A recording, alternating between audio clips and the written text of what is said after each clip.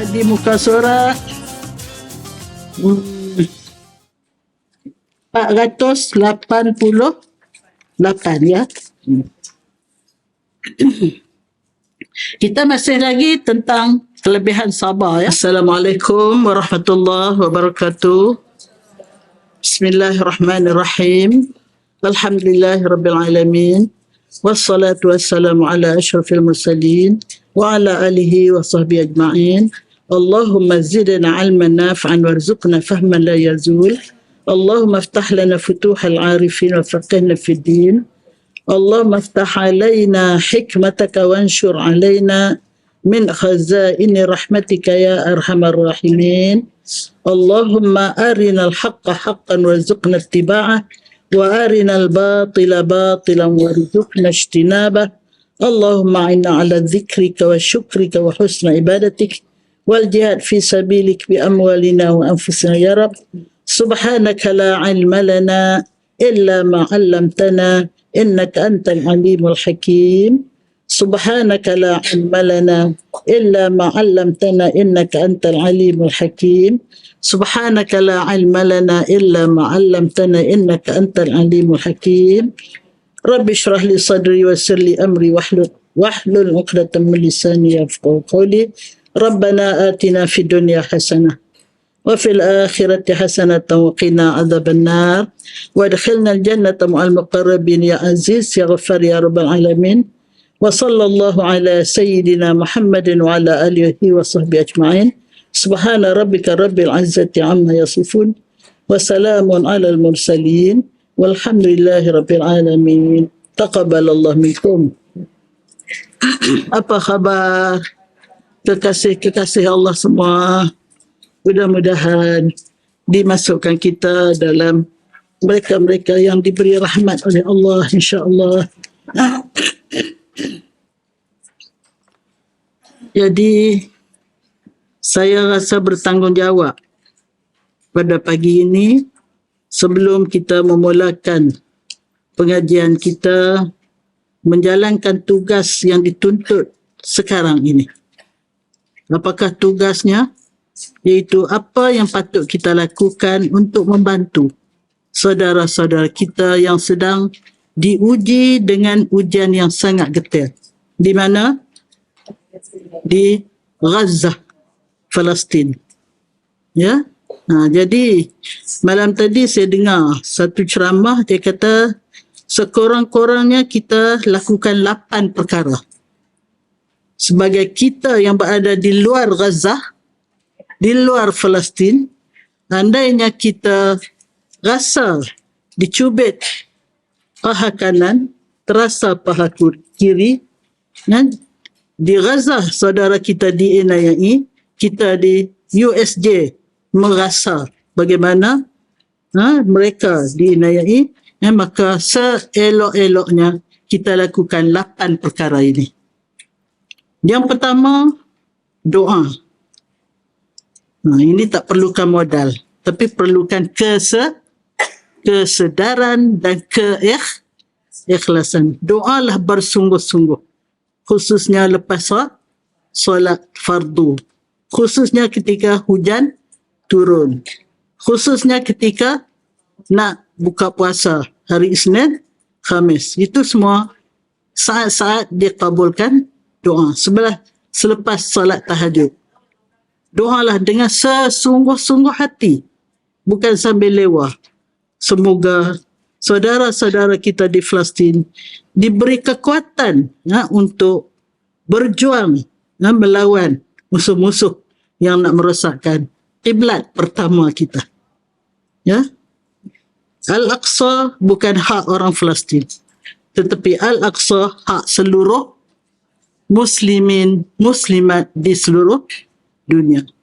Oleh itu, rasailah bagaimana mereka bertanggungjawab mempertahankan berhadapan dengan musuh. Kita bertanggungjawab berdoa pada Allah agar mereka dibantu oleh Allah, diperkuatkan semangat. Dan sudah banyak dah bukti-bukti, malaikat turun datang, dan berbagai-bagailah yang kita dengar macam-macam dalam TikTok, dalam macam-macam lah. Satu. Yang kedua, dakwah. Kita sampaikan tanggungjawab ini khususnya pada mereka-mereka yang mengajar macam saya ni, supaya umat seluruhnya mempunyai kesedaran betapa mereka itu dituntut supaya bertanggungjawab menyantuni saudara-saudara kita yang sedang berjuang.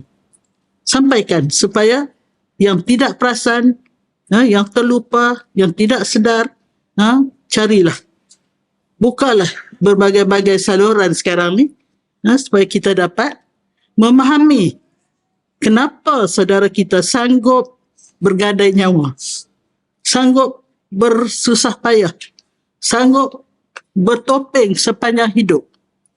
Kita disuruh sekejap pun dah buka dah ni. Tapi mereka sepanjang hidup duduk di dalam bawah tanah. Kerana jadi kenapa mereka sanggup begitu bersusah payah? Kerana mereka tahu mereka sedang berjuang mempertahankan negara, negeri yang baldatun mubarakah. Tempat para anbiya, nabi, 139,000. 139,996 nabi adalah dari Israel. Hanya 4 saja nabi daripada Arab. Jadi sebab itu kebanyakannya di sana. Maka mereka bertanggungjawab. Jadi sebab itu sedarlah bahawasanya kita sedang berhadapan dengan musuh yang nak merosakkan Islam. Jadi kita jangan buat tak tahu. Biarlah dia orang. Kita sini senang lenang, makan sesedapnya, tidur senyenyaknya. Tetapi kita mesti rasa bagaimana penderitaan mereka. Jadi kita kena ambil tahu. Tiap-tiap hari buka berita terkini tentang apa perkembangan yang berlaku. Yang ketiga, dakwah. Dakwah diri sendiri sehingga faham apa itu perjuangan fisabilillah. Dan perjuangan fisabilillah ini, wajahidu bi amwalikum wa anfusikum fisabilillah. Allah berfirman, berjihadlah kamu, bersungguh-sungguhlah kamu, bekerja, berusaha, memperjuangkan kedaulatan Islam, kedaulatan kebenaran, mempertahankan bumi barakah ini dengan harta benda kamu dan jiwa raga kamu. Kalau mereka di sana dengan jiwa raga, tak masuk. Tak kena dapat. Kalau mereka di sana dengan jiwa raga, dengan darah, dengan air mata, kita dengan harta benda. Alhamdulillah, Salimah sudah hantar sebanyak mula kita bagi 100,000, lepas tu kita bagi 125,000, kemudian kita bagi pula 25,000. Berapa campur? 200. Inilah nenek-nenek punya persatuan. Hanya ada gigi dan lidah, tak ada tenaga. Nak naik tangga pun kena dipimpin. Tetapi semangat, jangan luntur. Biarlah badannya berkedut, tapi semangatnya terus segar. Insya Allah sampai ke akhir hayat, sehingga ke nafas yang terakhir. Yang keempat,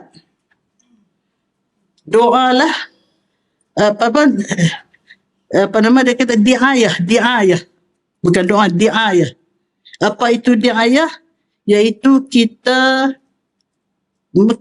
diayah, kita seru supaya produk-produk yang datang daripada Israel dan negara-negara yang menyokongnya, kita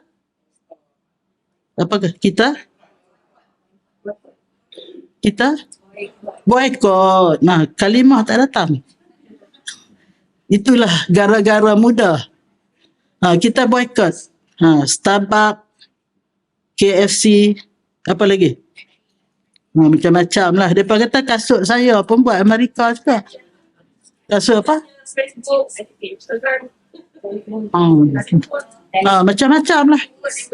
Macam-macam. Jadi boykot tu satu hari berbilion-bilion ringgit. Dia hilang. Dan di satu negara, pagi ni saya baca, dia boykot seluruh negara Starbucks. Seluruh negara. Kita tak lagi. Ada Starbucks yang buka lagi. Ada orang duk minat Starbucks. Jadi kita kempen, kita diayah supaya semua produk dia tu diboykot. Sama ada Israel sendiri ataupun negara yang menyokongnya. Itu yang keberapa? Yang keempat. Yang kelima, pergi ke Aqsa. Ini pun saya tak tahulah. Katanya kalau kita pergi ke sana, sekarang ni Aqsa dia tak berperang. Dia di West Bank. Yang perang ni di selatan ni. Di selatan ni di Gaza. Jadi pergi ke sana, kata dia, kita suntik. Kita berbelanja di sana. Masuk hotel dipenyai oleh orang Islam, dan hadir kita ke sana tu memberi semangat pada dia orang. Katanya, yang ni saya tak tahulah. Itu saya sebut saja apa yang dicadangkan oleh Ustaz Afifi, kalau tak silap saya. Yang kelima, yang keenam, buat apa saja yang melambang Palestin. Ini adalah lisanul hal. Ini lisanul kalam. Bercakap. Ini lisanul hal. Hal keadaan kita, orang tengok pun, dia ni penyokong Palestin. Saya di rumah, pintu pagar saya, kanan bendera Palestin, kiri bendera Malaysia. Bendera Malaysia ni merdeka dulu, tak buka-buka. Itulah. Dalam rumah ada satu terpacak di tengah rumah. Seluar tak nampak, dia tak masuk ni. Itulah. Kita buat apa saja melambangkan kita adalah penyokong kebenaran. Kita bukan orang atas pagar. Kita orang yang jelas pendirian. Kita tetap menyokong kebenaran dengan apa saja yang kita boleh. Saya ada 5 orang hadiah muffler. Baru ni jumpa Syahrina. Pernah dengar? Syahrina ni anak murid saya di Muhammad di Kelantan dulu. Dia kahwin dengan orang Palestin. Lepas tu dia balik sini sebelum berlaku peperangan. Sekarang ni dia mencari dana untuk nak hantar ke sana. Melalui berbagai cara. Antaranya dia buat nasib terbalik. Nasib maghluk. Dia punya lauk di bawah, nasi di atas, terbalik kan? Di atas naik jadi lauk, di bawah nasi. Sedap rupanya. Baru ni dalam 2 minggu lepas saya makan, sedap. Dia jual ni, saya beli lagi. Jadi 7 lah ni. Muffler saya jadi 7. So, semangat untuk memperlihatkan saya tetap menyokong perjuangan yang menegakkan kebenaran. Yang ke berapa? Yang ke-7, infak wang untuk perjuangan Palestin Gaza. Itu kita buatlah. Itu kita dah lama dah buat. Sebenarnya saya tubuh Salimah tahun 2011. Sejak 2012 ke 2013 kita sudah ambil anak angkat yatim syuhada. Yatim syuhada Palestin. Yang perbelanjaan dia, bila kita ambil dia anak angkat, hanya RM150 sebulan. Jadi untuk setahun RM1,800. Jadi saya telah ambil sejak daripada mula dulu. Kita sudah mengambil anak yatim syuhada, dan yang terbaru ditambah pula anak yatim Afghanistan. Jadi RM150 juga. Kenapa? Kerana mengenangkan sabda Rasulullah sallallahu alaihi wasallam, ana wa kafirul yatim kahatain. Ana, saya, dan kafir ni mana penjaga lah. Penjaga anak yatim itu seperti ini di syurga nanti. Dekat mana ya Rasulullah di syurga? That class?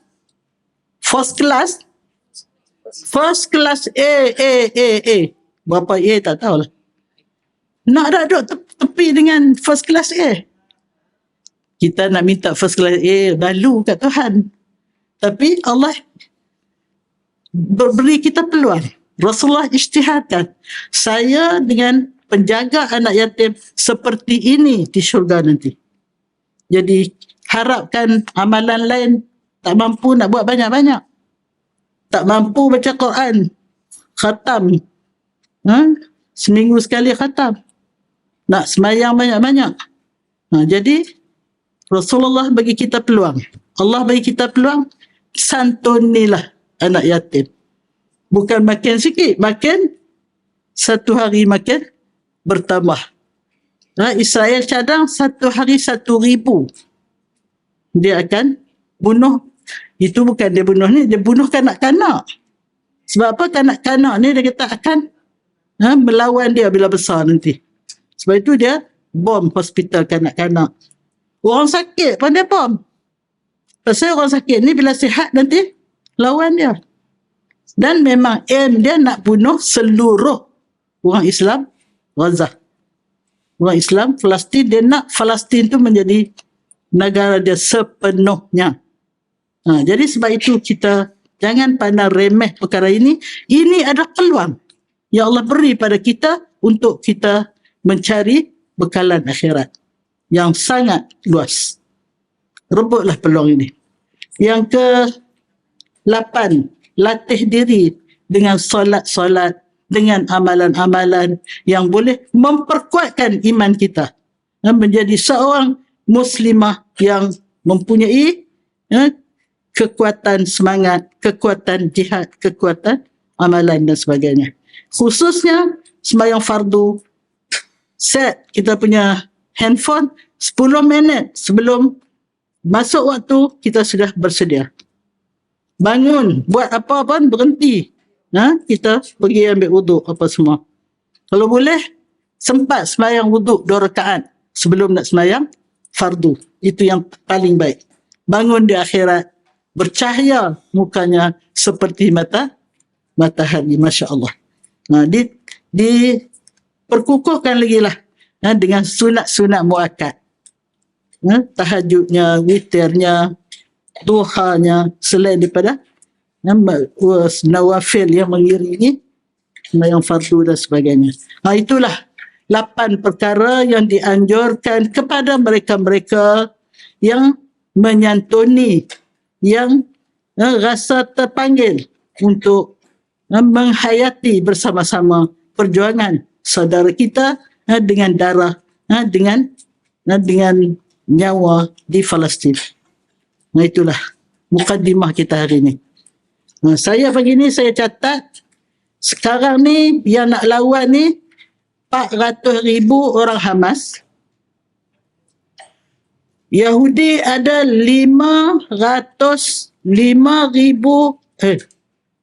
berapa? 5,290,500. Ini orang Yahudi. Nak lawan 400,000 orang Islam. Tetapi jangan susah hati. Tidak pernah berlaku mana-mana peperangan zaman Rasulullah orang Islam lebih ramai daripada orang kafir. Jadi sebab itu jangan tengok pada nombor. Kita tengok pada kekuatan semangat, bagaimana pertolongan akan dihantar oleh Allah Subhanahu wa taala sehingga disebut oleh salah seorang orang yang pergi berjuang bersama dengan Abu Jahal, belum sampai apa-apa, belum nampak pedang, belum nampak orang, tiba-tiba sudah terputus kepala orang kita. Siapa sebenarnya yang memotong itu? Itulah para malaikat yang musawwamah. Malaikat yang musawwamah. Malaikat yang sudah diberitahu, kamu pergi potong kepala orang ni. Dia tak salah, dia tak silap. Dia akan potong kepala orang yang sudah ditunjuk oleh Allah untuk dihabiskan, ya. Itulah. Okeylah, kita hari ini kita di muka surat 488, ya. Kita masih lagi tentang kelebihan sabar, ya. Jadi kita mulakan dengan riwayat oleh Anas, oleh Ibnu Abbas radhiyallahu anhuma, daripada Nabi sallallahu alaihi wasallam bersabda, barang siapa berjalan bersama-sama saudaranya kerana Allah, kerana sesuatu hajat, dan ia berbaik dengannya, nescaya Allah Ta'ala menjadikan antaranya dan api neraka 7 buah kota yang jarak antara satu sama lain sejauh jarak antara langit dan bumi. Jadi maknanya ini suatu amalan yang Masya Allah, ya. Dia berjalan dengan saudara dia, kemudian kerana sesuatu hajat lah, berjalan. Saya tadi berjalan dengan 3 orang, saya, Salwa dan suami dia, berjalan daripada Shah Alam ke sini. Hajatnya nak datang kelas. Ia berbaik dengannya, tak ada duk bergaduh-gaduh tengah jalan. Elok saja. Nescaya Allah menjadikan antaranya dengan neraka sejauh 7 kota. Saya tak tahulah kota ni sama ada bandar ke ataupun dinding yang kukuh tu pun disebut kota juga. Tapi jauh antara satu kota ke satu kota tu sejauh langit dengan bumi dari apa? Dari api neraka. Jadi sebab itu digalakkan kita jangan berjalan berseorangan. Nak ke mana-mana, berjalan berkawan. Dan elok-elok masa berjalan tu jangan duk gaduh, jangan duk bertengkar. Itulah. Itu pun Allah Ta'ala bagi istimewa ganjarannya, dijauhkan dari api neraka sejauh apa? Sejauh 7 buah kota, setiap satu sejauh langit dan bumi. Kalau 7 kali jarak antara langit dan bumi, betapa jauhnya daripada api neraka. Bila kita memelihara kasih sayang, silaturahim, berbaik-baik dengan sahabat kita dalam perjalanan itu. Apatah lagi lah kalau kita banyak menolong dia, banyak membantu dan sebagainya. Itu sekadar berjalan bersama pun. Satu. Yang kedua, dalam kitab apa tu? Oh, siapa ada baca kan? Ada seorang dia ready nak baca? Ada? Ada kan? Saya pun terlupa dah. Dah lama tak baca.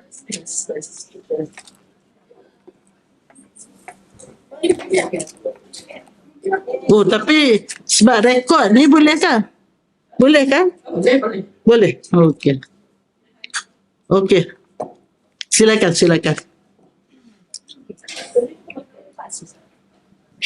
Dalam kitab Tabaqatul Atiyah, Tabaqatul Atiyah. Di dalam kitab Tabaqatul Atiyah. Tersebut hadis sallallahu alaihi wasallam.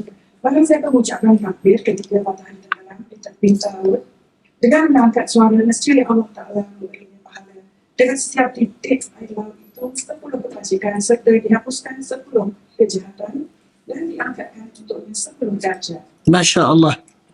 Dia duduk di tepi pantai, dia sebut Allahu Akbar. Istimewa rupanya sebutan itu. Sebab didengari oleh semua makhluk yang ada di situ, yang sedang bertasbih pada Allah. segala pasir, segala air, segala tumbuhan, segala apa yang ada di sekitar itu yang sampai kepadanya suara takbir tadi. Maka ganjarannya setiap titisan air laut tu, sebab dia highlight tepi pantai, akan menyebabkan diberi pahala dan dihapuskan dosa. Masya Allah. Orang tak mengaji tak tahu ni. Kalau tak datang sini tak tahu ni. Saya pun kalau tak mengajar tak tahu juga, sebab saya pun kena baca dulu. Masya Allah. Inilah kelebihan orang berilmu. Sebut Allahu Akbar tepi pantai pun memberi pahala. Tak payah ambil wuduk apa-apa. Sebut saja Allahu Akbar. Bukan dia azan. Dia sebut Allahu Akbar. Tak kira lelaki ataupun perempuan. Okey, seterusnya. Di dalam kitab Az-Zahid, susunan Ibnu Dibat dengan tulisan tangan usulnya, dan di dalam kitab Al-Qur'an tersebut daripada Nabi sallallahu alaihi wasallam sabdanya, berbanyakkanlah kamu bersawan kepada sesungguhnya Allah Ta'ala hendak berkabing malu menyiksa hamba yang di tengah-tengah rakan-rakannya hari-hari kiamat. Masya Allah. Jangan kita jadi orang selfish. Dia nak hidup seorang aja. Tak suka bercampur dengan orang, tak suka berkawan, tak pandai pula tu nak berkawan. Tengok aja orang, tanyalah apa khabar, datang dari mana. Saya selalu tengok kalau duduk tempat ramailah, duduk tunggu nak jumpa doktor, duduk tunggu nak naik kapal terbang. Hang aku duduk tepi sebelah-sebelah. Naik bah daripada Kuala Lumpur nak sampai ke Kedah tu, tak tanya kawan sebelah. Duduk tu, ya Allah, tak pandainya. Bila kita dekat dengan orang, kita cuba tanya dia, bermesra dengan dia. Ini begitu sekali Islam mengajar sampai nak cari kawan pun diajar kita. Sampai apa? Apabila kita beramai kawan, di akhirat besok Allah malu nak menyiksa kita.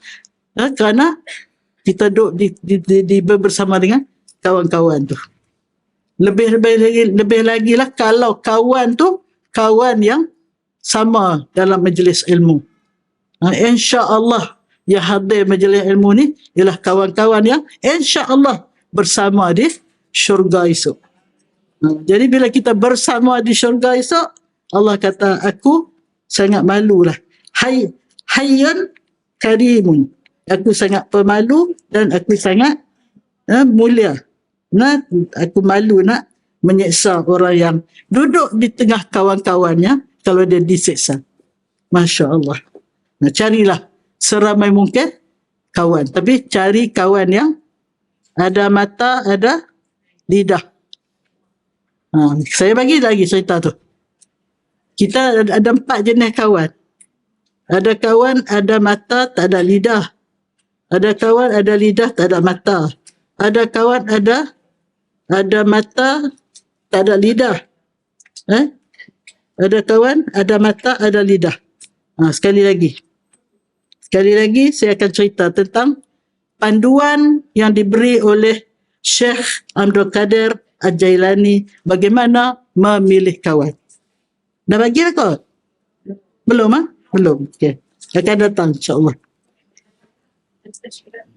Okey, seterusnya.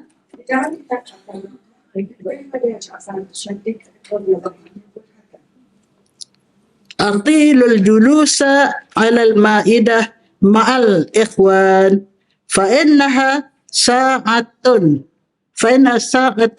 la tuhsabu min a'marikum. Artinya, berlama-lama duduk di depan hidangan bersama-sama dengan kawan-kawan, kerana sesungguhnya tipu itu tidak dikira sebahagian daripada rumah kamu. Masya Allah. Bila kita berkawan, kita pergi makan bersama, kata Rasulullah, berbuallah lama-lama sikit, bermesralah dengan kawan tu. Umur kamu yang kamu habiskan semasa di hidangan itu tak masuk kira. Kalau kita off record lah, off record, tak masuk kira, tak dikira baik ke jahat, tak ada dimaafkan oleh Allah kalau apa-apa berlaku masa tu. Masya Allah. Itulah hebatnya kita menyantuni kawan. Lebih-lebih lagi kalau kita membelanja kawan. Sebab itu berebut-rebutlah. Kalau rezeki lebih, jangan buat pergi bilik air. Masa nak apa? Masa nak bayar, buat pergi bilik air lah, buat keluar, cakap telefon lah. Allah tahu. Allah Maha mengetahui, Allah tahu rahsia hati kita. Jadi janganlah kita membohongi hati kita. Perbuatan membohongi apa yang berada dalam hati. Wal'iyazubillah. Seterusnya, Sebetul hadis menyebut, makan bersama-sama dengan kawan-kawan itu menyembuhkan penyakit. Itu pendek saja. Masya Allah. Makan bersama tu satu hal. Belanja kawan tu pun hal yang kedua. Jadi sebab itu kalau kita niat nak belanja kawan, 40 hari sebelum kita belanja, malaikat dah turun dah mendoakan. 40 hari selepas kita belanja, malaikat tunggu lagi mendoakan. Dan termasuk mendoakan jiran-jiran kita. Punya hebatnya. Ya, dia punya aura yang dibawa oleh malaikat itu. Masya Allah. Seterusnya. Suatu riwayat daripada Nabi SAW berkata, barang siapa yang menolakkan keimanan saudaranya dengan hati yang jujur, nescaya Allah Ta'ala akan membebaskan dirinya daripada api neraka. Ini berhubung dengan kita tahu keaiban seseorang tu. Tetapi kita tidak heboh-hebohkan. Kalau kita nak tegur, kita tegur dengan cara yang paling bijaksana.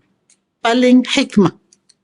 Itu yang sepatutnya kita tegur lah. Kalau benda yang kita nak memperbaiki dia. Ini yang dikatakan kawan yang ada lidah ni. Dia guna lidah dia untuk menegur benda yang tak elok dan sebagainya. Jadi kalau dia lakukan itu, dia tolak keaiban dia, keaiban orang, dia tidak mengheboh-hebohkan semua, maka Allah memberi kepada dia bebas dari api neraka, insya Allah. Masya Allah. Okey, seterusnya. Daripada SAW sabdanya, barang siapa mengucapkan doa ini, la ilaha illallah al-halimul karim, subhanallah rabbil arsyil azim, alhamdulillahi rabbil alamin. Dan berarti Tuhan pada Allah yang Maha Penyantun lagi pemurah. Maha suci Tuhan yang mempunyai arsy yang besar. Segala puji bagi Allah Tuhan semesta alam. Nescaya akan diharamkan Allah jasadnya daripada api neraka. Ini pun amalan yang diharamkan daripada api neraka. Tiga dia punya ayat. Yang pertama, la ilaha illallahul halimul karim. Tiada Tuhan yang disembah kecuali Allah yang halim ni maknanya lemah lembut. Karim ni maknanya pemurah ataupun mulia. Yang maha lemah lembut dan yang pemurah. Subhanallah rabbil arsyil azim. Maha suci Allah yang mempunyai arasy yang sangat agung. Alhamdulillah rabbil alamin. Segala puji bagi Allah yang mentarbiahkan seluruh alam. Mentarbiah ni termasuklah menghendaki menjadikan alam, mencipta alam, mengurus alam dan segala-galanya datang daripada Allah dan alam ini akan kembali pada Allah. Dan dua di antara penghuni alam ini yang akan kekal, iaitu manusia dan jin. Yang akan diserang. Alam yang lain bila berlaku kiamat habis cerita, kecuali mereka yang ada berlaku hutang antara satu dengan lain. Contohnya alam hayawan. Kambing yang bertanduk menginayai kambing yang tak bertanduk. Dia tanduk hamba Allah tu sampai tak boleh nak balas. Di akhirat besok Allah hidupkan semula mereka supaya yang terinaya tu dapat keadilan di akhirat. Maka yang menanduk dulu ni akan ditanduk oleh kambing yang diinayai semasa di dunia. Begitu sekali. Kepada binatang pun, sedangkan binatang tu dijadikan, segala benda di alam ini dijadikan untuk keperluan manusia. Tetapi apabila ada di antara mereka tu menginayai satu sama lain, tetap Allah bangkitkan untuk mendapat keadilan. Apatah lagi manusia. Buatlah apa yang kamu suka. Inayailah orang semaunya. Kamu boleh hebat di dunia, tetapi kamu tidak akan terlepas. Faman ya'mal mithqala dzarratin khairan yarah wa man ya'mal mithqala dzarratin syarran yarah. Sebesar zarah pun kita buat inayah, kalau kita tak bertobat betul-betul, kita akan dibalas dengan balasan yang sewajar. Buat kebaikan walaupun sebesar zarah, kalau kita ikhlas akan diberi ganjaran sewajarnya. Itulah. Duduk berjalan dengan kawan, elok-elok pun dijauhkan daripada api neraka. Duduk dalam hidangan pun dapat ganjaran yang gitu istimewa. Betul tak jadi orang Islam? Betul jadi orang Islam. Tapi kena jadi muslimah yang berilmu, yang bertakwa, yang beramal soleh. Amal soleh yang terhebat daripada amal soleh yang terhebat ialah amar ma'ruf nahi mungkar, dan dia sendiri menghayatinya. Jangan orang saya suruh buat baik, dia sendiri tak buat. Itu tak jadi. Dia 3. Amar ma'ruf nahi mungkar wa tu'minuna billah. Beriman dengan Allah, mana kita sendiri buat apa yang kita suruh dan kita tinggal apa yang kita larang, insya Allah. Yang ketiga ni dah kita hafal semua dah, cuma kita ingat balik lah ya. Ini juga amalan yang menjauhkan kita daripada api neraka, insya Allah. Seterusnya, Daripada Nabi SAW sabda, barang siapa mengucapkan La ilaha illallah wallahu akbar, pada setiap kali percaya Allah Ta'ala membebaskan dari api neraka. pagi tadi ucap tak? Ucap dah. Alhamdulillah. Dia tak sebut berapa kali. Lagi banyak kita ucap, lagi jauhlah kita daripada api neraka. Mudah saja. La ilaha illallah wallahu akbar. InsyaAllah. Balik, kalau terlupa balik tulis dekat cermin muka. Hari ni tak hauqalah lagi ya. La ilaha illallah dia panggil tahlil. Hauqalah, ada hauqalah. La hawla wa tu hauqalah. Kalau la ilaha illallah tahlil. Masya-Allah. Seterusnya. Daripada Nabi SAW sabda, apabila seorang hamba itu berkata, Ya Mu'tiqar-Riqab, yakni wahai yang membebaskan segala tengkuk, Allah Ta'ala berfirman, wahai malaikatku, sesungguhnya hamba telah mengetahui bahawa tiada yang membebaskannya segala tengkuk selain daripadaku. Jadilah saksi wahai malaikatku bahawa aku bebaskannya dari api neraka. Masya Allah. Mudah saja. Ya mu'tiqar riqab. Ini kena betul tajwid ni. Ya mu'tiqar riqab. Wahai Tuhan yang membebaskan tengkuk-tengkuk. Maksudnya bebas daripada api neraka. Ya, kita baca banyak-banyak insya-Allah Allah bebaskan, disaksikan oleh malaikat. Ya Allah, dia sudah banyak melafazkan lafaz ini, maka saya menjadi saksi, malaikat kata, untuk dia layak bebas daripada api neraka, insya-Allah. Ada jenis-jenis amalan yang Allah persaksikan dengan malaikat. Macam kita ni, kita dalam majlis ilmu ni, setiap nama kita ni Allah sebut di hadapan malaikat untuk jadi saksi di akhirat besok. Ini Salwa ni, dia dah hadir majlis ilmu tiap-tiap hari, bukan sekali seminggu, tiap-tiap hari. Masya Allah, tiap-tiap hari lah nama dia diisytihadkan di khalayak malaikat. Masya Allah. Berbahagialah Salwa. Dan semua-semua lah, bukan Salwa seorang.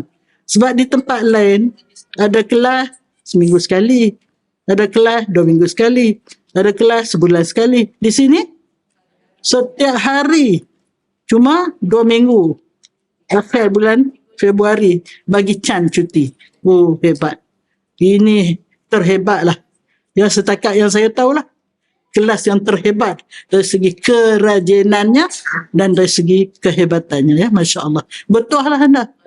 Bertuahlah dapat duduk di kawasan yang begini, makmur dengan berkat Allah Subhanahu wa taala, insya-Allah. Okey, seterusnya. Daripada Nabi Sallallahu Alaihi Wasallam, Ibn Abbas mengucapkan di dalam bukunya, Subhana Rabbiyal Azim. Satu kali nescaya Allah Ta'ala memerdekakan 1/3 jasadnya daripada api neraka. Apabila dia mengucapkan dengan nescaya memerdekakan seluruh jasadnya daripada api neraka. Ini kita buat tiap-tiap hari, ya. Dalam rokok kita baca apa? Subhana Rabbiyal Azim. Kita tambah lagi wa bihamdi. Lagilah tambah.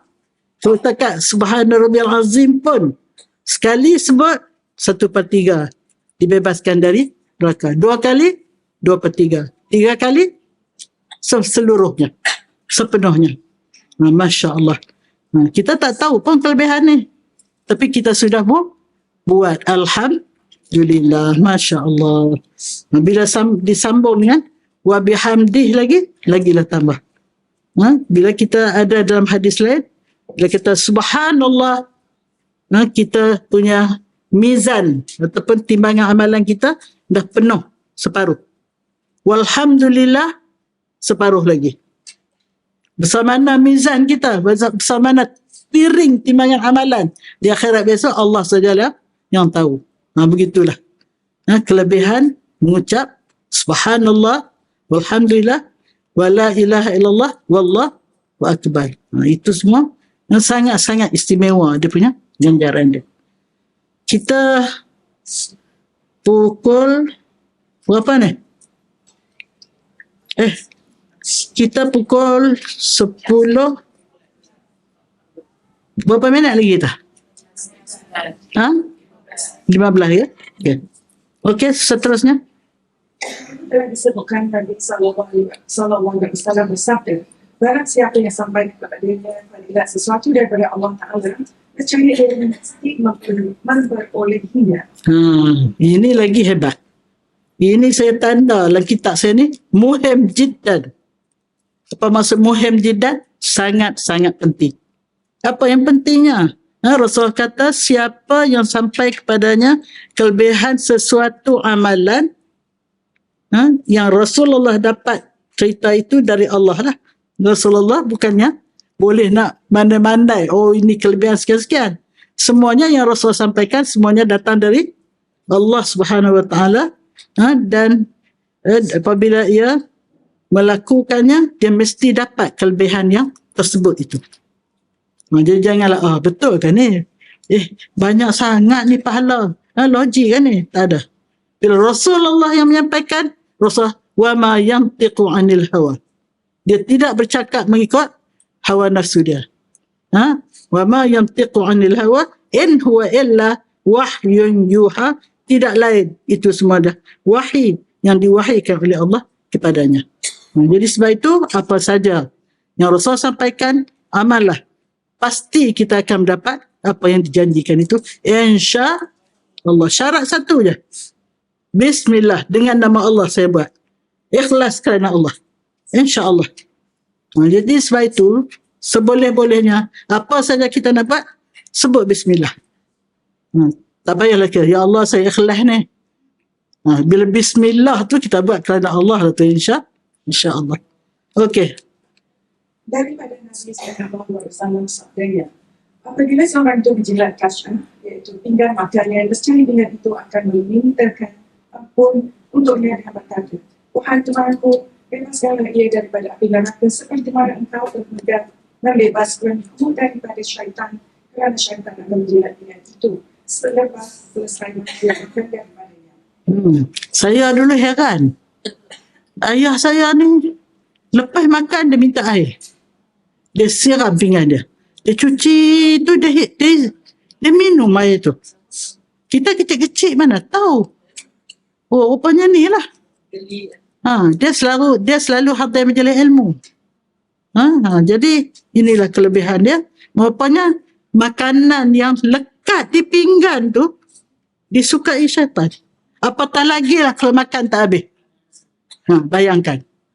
Saya dapat tahu di Jerman ke mana. Siapa masuk restoran, makan tak habis dia kena bayar. Dia akan timbang. Tak habis tu kena bayar. Betul? Kena denda. Orang tak Islam pun menggalakkan supaya dimakan. Jangan membazir. Apatah lagi Islam. Sampai yang lekat-lekat di pinggan tu pun seboleh-bolehnya kita jangan bagi kepada syaitan. Syaitan duk tunggu saja. Jadi kalau nak bagi habis, basuh. Ayah saya dia buat macam tu. Dan dikatakan salah satu daripada khasiatnya, dia susah mendapat penyakit. Betul? Pernah dengar? Itulah. Masya Allah. Tapi ada orang malu nak buat. Tapi kalau di rumah tak salah malu. Tapi kalau di tempat, kalau di tempat ramai tak tahulah. Di majlis kahwin ke? Macam mana? Tak payahlah ikut lah. Tak tahulah. Cubalah. Sedaya yang boleh ya. InsyaAllah. Daripada Nabi SAW sabdanya, barang siapa menjilat pinggan dan menjilat jari-jarinya, nescaya Allah Ta'ala mengenyangkannya di dunia dan di akhirat. Berarti tidak dimiskinkan. Itu. Ini biasanya makanan yang simple lah kot. Makan roti, makan apa. Ya? Tak tahulah. Kalau makan nasi pun apa salahnya. Kalau jari-jari kita kan. Sebab itu Hamka, ketika dia pergi melawat di Mesir, saya masa tu ada di sana, bila dia nak makan, dia tak mau guna sudu. Dia guna yang saya jaga sendiri, dia kata. Ini bersih. Yang sudu tu belum tentu orang cuci dengan bersih ke tidak. Jadi dia guna ni. Lepas tu saya tak perasan lah dia jilat ke tak jari dia. Tapi dia suka guna tangan dia sendiri.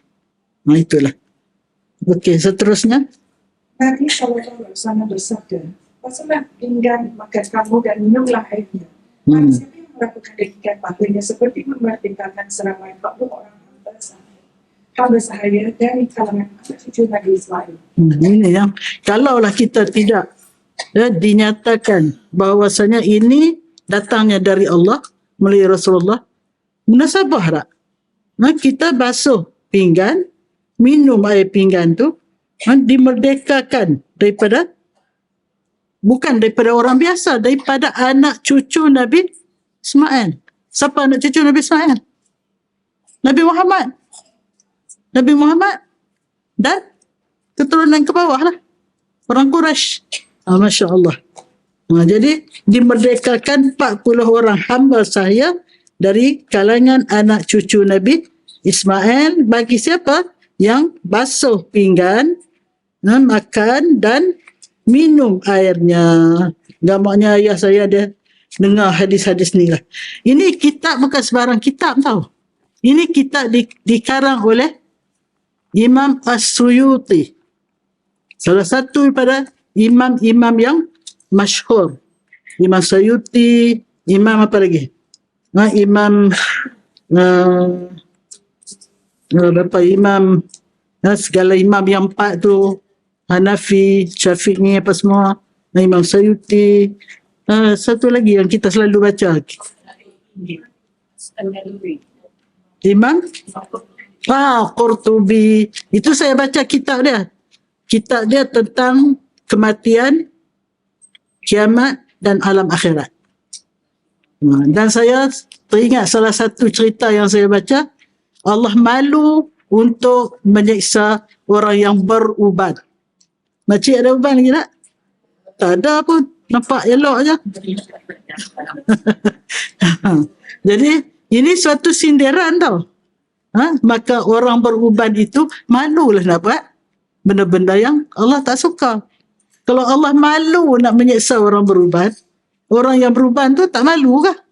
Nak buat benda-benda yang Allah tak suka. Begitulah sindiran cara bagaimana Rasulullah mendidik kita, bagaimana Allah mendidik menyantuni kita. Masya Allah. Okey, seterusnya. Anas radhiyallahu anhu berkata, yang disukai oleh Allah Ta'ala ialah melihat hamba-Nya yang beserta dengan isteri dan anaknya menghadapi hidangan makanan dan makan bersama-sama. Apabila mereka berhimpun menghadapi hidangan, Allah Ta'ala memandang mereka dengan pandang rahmat sampai diampunkan mereka sebelum bersunat. Masya Allah. Kita jangan style setengah orang. Seorang makan, oni, lepas tu tak bersama. Jadi tak timbul di situ kemesraan tu. Orang ni dulu, orang ni kemudian, orang ni makan bawa pergi sana, yang ni makan dalam bilik. Macam-macam cerita. Sedangkan Islam tu nak kita bersama. Saya kata balik kampung, pandai pula bersama. Bisa nak berjamaah sembahyang, mu dalam bilik, ni dalam sana sini. Jadi kita dianjurkan berjamaah.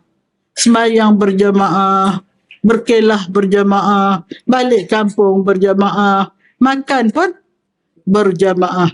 Punya hebatnya Islam ni menganjur amalan-amalan yang boleh mengiratkan kasih sayang, khususnya antara ahli keluarga. Anak saya baru balik Mekah, dia pergi baru ni. Ada satu orang di antara jamaah dia lah, dia heran ke anak saya. Anak you ni satu hari 2-3 kali telefon you. Anak I seminggu sekali pun tak telefon. Dia kata. Lepas tu dia duk cerita, I ni gaji tak banyak pun, tak sampai 20,000 pun. Rupanya orang duit gaji banyak, duit banyak ni, dia tak ada kemesraan dalam keluarga. Dia heran, anak saya ni duk kukik dengan anak dia dalam telefon. Kan telefon lah ni boleh nampak muka. Pagi telefon, petang telefon. Anak I seminggu sekali pun bayar telefon. Lepas tu dia nak cerita lah dia ni, gaji dia sekian-sekian. Taklah banyak, dia kata kurang lah sikit daripada 20,000. Anak saya kata, sabit tu lah. Dia tidak ada kemesraan. Mumu, aku. Tu ada satu couple tu. Dia kata, boleh I nak pinjam beg you? Isteri kata kat suami dia, you nak pergi mana? I nak terbang ke Russia petang ni. Tu dia nak pergi Russia, suami tak tahu. Pegawai tinggi lah ni. Dia nak pinjam beg tu baru tahu. Itulah. Itu semua tu keadaan-keadaan yang berlaku menggambarkan bagaimana keluarga tidak ada kemesraan. Kita nak keluar, nak pergi pasar pun, tahu, keluarga tahu. Ni mama ni nak pergi mesyuarat ni, bagi tahu. Sekejap lagi dia ada orang nak datang ni. Jadi keluarga kita tahu apa yang berlaku. Jangan tahu, siapa dia tak tahu pun. Jadi biarlah kita hidup jadi ringan mulut. Jangan jadi berat mulut nak berinteraksi dengan keluarga. Setiap kalimah kita keluarkan untuk melahirkan kasih sayang kemesraan itu adalah menjadi sedekah. Jadikanlah diam kamu dan berfikir, bercakap kamu berzikir. Setiap kalimah menjadi zikir apabila kita menggunakan kalimah-kalimah itu untuk melahirkan kasih sayang dalam keluarga, untuk mengiratkan silaturahim dalam masyarakat dan sebagainya. Sebenarnya segala-gala yang apa yang kita lakukan ini, kalau kena caranya, semua jadi ibadat. Senyum pun jadi ibadat. Tengok muka kawan pun jadi ibadat. Tengok muka mak jadi ibadat. Masya Allah. Jadi kita kena berhenti sini dulu, kerana ada hal mustahak yang saya terpaksa cepat. Jadi insya-Allah terima kasih kepada mana yang baca tadi ni? Mana? Julia ni? Dia duduk belakang ni. Terima kasih pada Julia. Semoga tiap-tiap kalimah, tiap-tiap huruf yang Julia baca menjadi sedekah juga, insya-Allah. Jadi kita akhiri dengan tasbih kafarah dan surah Al-Asri serta doa pendek. Subhanakallahumma bihamdika asyhadu an la ilaha illa anta astaghfiruka wa atubu ilaik. Bismillahirrahmanirrahim. Wal 'asr innal insana lafi khusr illa alladhina amanu wa 'amilus solihat wa tawasaw bil haqq wa tawasaw bis sabr. Bismillah, alhamdulillah, wassalatu wassalamu ala rasulillah. Ya Allah, ya Tuhan kami, pada hari ini Engkau takdirkan kami membaca amalan-amalan yang simple tetapi kelebihannya sangat istimewa, menjauhkan kami daripada sesuatu yang sangat-sangat kami takuti, iaitu neraka Engkau, dan sudah tentulah akan mendekatkan kami kepada syurga Engkau. Bantulah kami untuk kami mengamalkan segala apa yang kami dapat pada hari ini khasnya, dan segala amalannya, segala ilmu-ilmu yang telah kami dapat sebelumnya. Hasbunallah wa ni'mal wakil, wa la hawla wa la quwata illa billahil azim. Rabbana atina fid dunya hasanah wa fil akhirati hasanatan wa qina adzaban nar. Wa sallallahu ala sayyidina Muhammad wa ala alihi wa sahbihi ajma'in. Subhana rabbika rabbil izzati amma yasifun wa salamun alal mursalin walhamdulillahi rabbil alamin. Taqabbalallahu minkum.